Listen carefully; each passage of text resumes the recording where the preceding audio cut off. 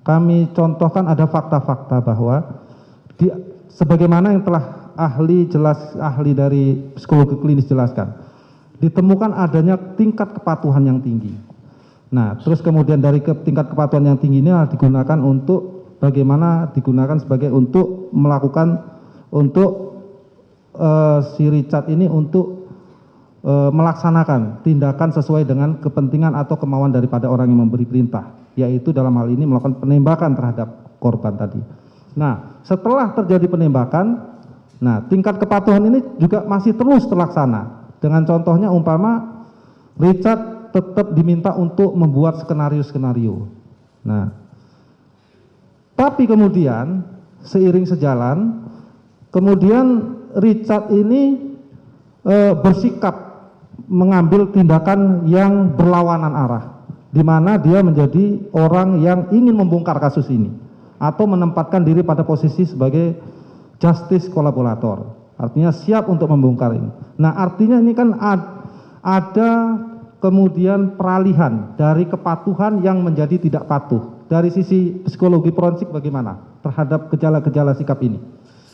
Untuk memudahkan, izinkan saya untuk kembali mengelaborasi hal ihwal terkait dengan superior order defense tadi. Pembelaan diri, saya lanjut. Superior order defense. Kenapa? Karena berdasarkan pertanyaan saudara penasihat hukum, saya pahami bahwa keterlibatan Richard Eliezer dalam kasus ini berawal dari adanya sebuah tekanan dari atasan. Jadi superior order defense merupakan teori yang akan saya kemukakan kembali untuk menjawab pertanyaan saudara jaksa penuntut umum. Izinkan saya untuk satu-satu. Silakan Ali. Pertama, harus dipastikan terlebih dahulu tekanan itu, garis bawahi, tekanan itu objektif ada atau tidak. Yang kedua, seberapa jauh kemampuan yang bersangkutan untuk mengelak dari tekanan tersebut. Dan yang ketiga adalah resiko atau konsekuensi apa yang akan dialami oleh yang bersangkutan apabila dia menolak atau menentang tekanan tersebut. Intisari dari superior order defense adalah bagaimana seseorang tidak bisa lagi mengelak dari tekanan yang dia alami, baik itu tekanan yang sifatnya positif maupun tekanan yang negatif, untuk kemudian melakukan sebuah perbuatan sesungguhnya tidak dia kehendaki. Itu dulu dipahami. Bahwa ada seseorang yang semula melakukan kejahatan, tapi kemudian dia banting setir sehingga mendapatkan status sebagai justice collaborator, sebagaimana saudara jaksa katakan, maka kita bisa pahami bahwa pergantian atau perubahan posisi tersebut disebabkan karena adanya tekanan yang sudah raib dari diri yang bersangkutan.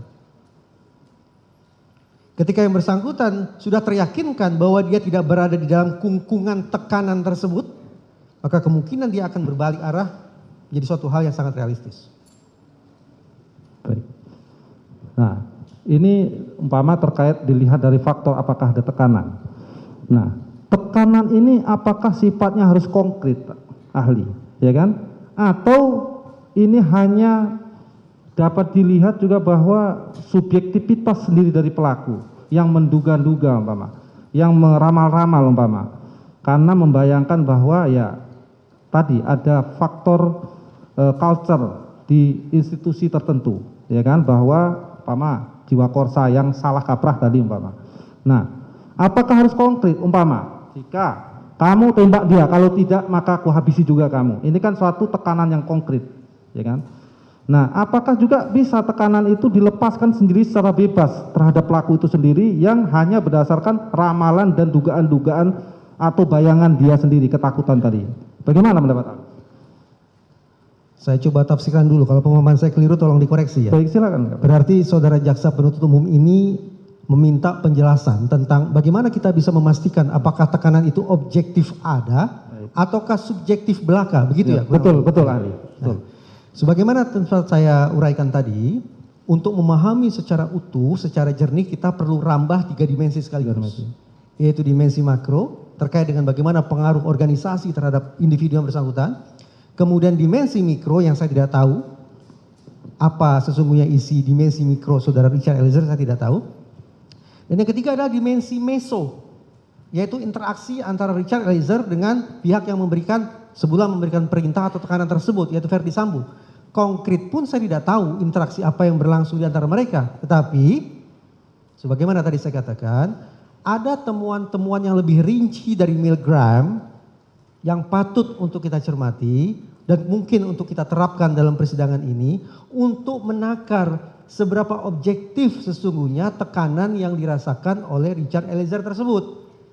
Nah, beberapa temuan migram tadi yang bisa digunakan untuk menakar apakah tekanan ini objektif atau tidak, objektif atau subjektif sehingga Richard Eliezer melakukan perbuatan yang salah, perbuatan yang jahat adalah pertama, adakah pihak yang memberikan perintah itu punya otoritas atau tidak?